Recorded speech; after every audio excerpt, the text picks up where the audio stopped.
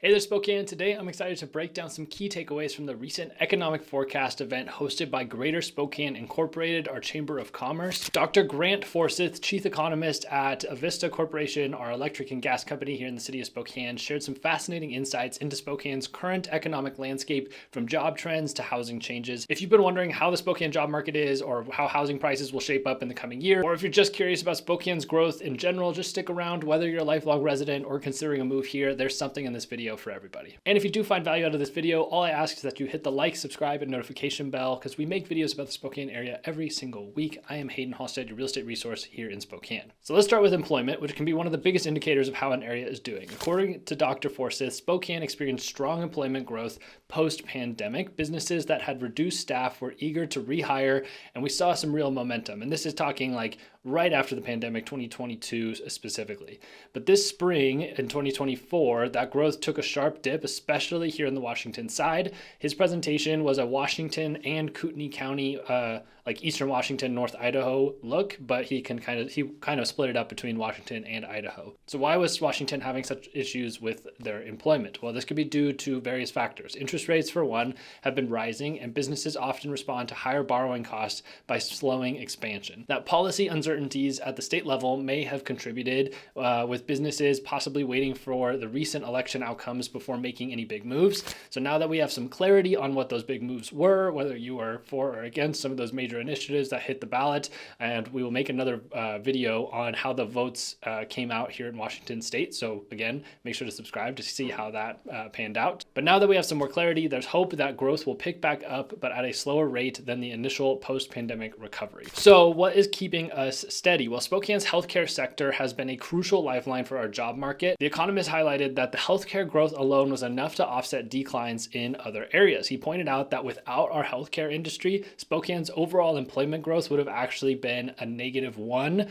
versus an increase of 0.4%. And this isn't just a story for Spokane. Across the Northwest, healthcare is leading in job creation. Part of this is driven by demographic changes. As our population ages, there's more demand for healthcare services. So in fact, Spokane's healthcare sector is seeing increased demand due to both an aging population and general increase in people moving to our area. So for job seekers, this is a positive trend, especially if you're in the healthcare field or thinking about switching into it. I know I've had kind of an increase in doctors and nurses reaching out to me moving to the Spokane area because it's where great job opportunity lies for them. If you are moving to the Spokane area, me and my team would love to help you. We recently ranked as the top 0.1% of Spokane realtors, and so we'd be more than happy to help you make the move here, just like we've helped dozens of others. All right, so next up, we'll talk about housing. Dr. Forsyth didn't sugarcoat any of the challenges with housing here. Home prices in Spokane are high for the average median household income. They're hovering between $400,000 and $500,000 for a typical listing, and we're not just the only issue. In Coeur d'Alene, there's even higher prices, averaging around $700,000. So this is largely due to the demand surge Spokane has experienced in recent years, with people from all over choosing to relocate here for a better quality of life and more affordable options compared to the larger cities that they're generally moving here from. Most of my clients are coming from California, Denver, Florida, other expensive, Florida's not that expensive, but more expensive markets than Spokane, looking for a better place primarily for retirement is what I've been finding. But that affordability is shrinking with rising interest rates. The cost of financing a home has gone up significantly, and many middle-income families find it hard to qualify for these price points. Even though the rate of increase has slowed, the high cost of housing is still a serious issue for many locals. And the economist Dr. Forsyth sees this as a continuing challenge, especially for first-time buyers or anyone on a tight budget. He personally also predicted that 2025 would be a year of 6% interest rates and unlikely to see anything in the 5% range. He doesn't believe that there's enough pain in the greater economy for interest rates to come down much further. All right, and if buying isn't an option, renting has its own challenges. Rents in Spokane rose by about 14% since 2022, which is a huge increase in a short amount of time. Dr. Forsyth showed data indicating that the cost per square foot for rentals here went up dramatically, putting pressure on renters to stretch their budgets even further. The bright side is that more apartments are being built, which could finally ease the upward pressure on rents. With vacancy rates slowly rising, just surpassing 5%, almost 6% 6% right now for vacancy rates. We're starting to see the economists call a normalization of the rental market where supply meets demand a little bit more comfortably. This might mean that in the coming years, rental rates could level out or even decrease slightly, giving renters some relief. And the data that I've seen recently, month over month, rents have been coming down anywhere from 0.1% to 1% the last few months. So I do feel like there's a softening in the rental market currently. All right, and now let's touch base on new construction in Spokane, a hopeful sign for future growth here. It was highlighted that despite high interest rates, residential building permits have remained steady, particularly for apartments. Since 2015, we've seen about 3,000 new housing units permitted each year. And with the region's population growing, apartments have become the main housing solution, especially for people moving to Spokane who may not be able to afford a single family home right away. And it was just pointed out during his speech that there's just not enough housing, actual single family homes being built. And so where are people moving to? It's apartments. There's been a rapid increase in the number of apartments in the Spokane area, which to me, as somebody that is believes in owning a home and having a home, it's not my favorite thing to see. But so hopefully we'll see some more housing starts that are actually single family homes or townhomes, things of ownership here in the near future. Commercial permits are also on the rise, and unlike in the past, they're not just for storage units, which was a joke that everybody laughed at.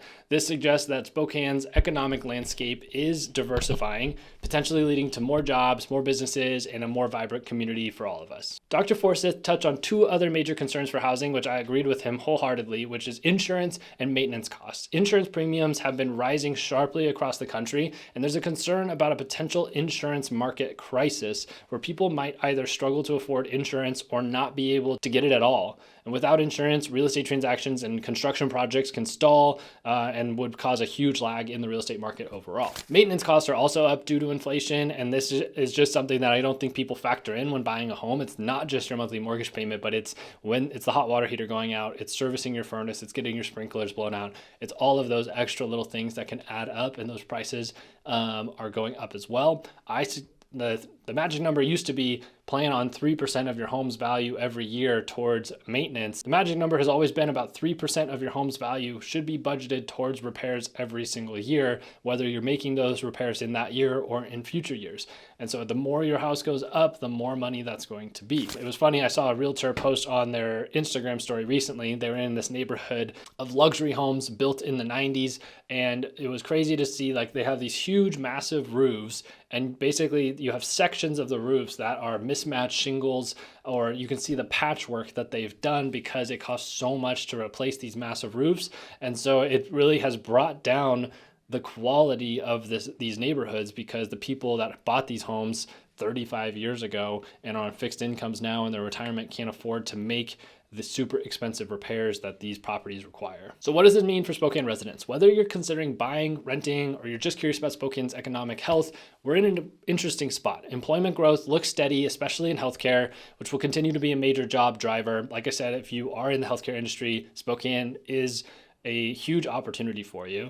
Housing remains a big challenge, but the construction of new apartments and commercial spaces might help balance things over time. Unlikely that things are going to get significantly more affordable at any given point unless we really see interest rates come down, but that will likely open up the housing market and cause prices to go up at that point. So Spokane is not in any terms of a recession, but we are not in this flourishing area where there's tons of growth either.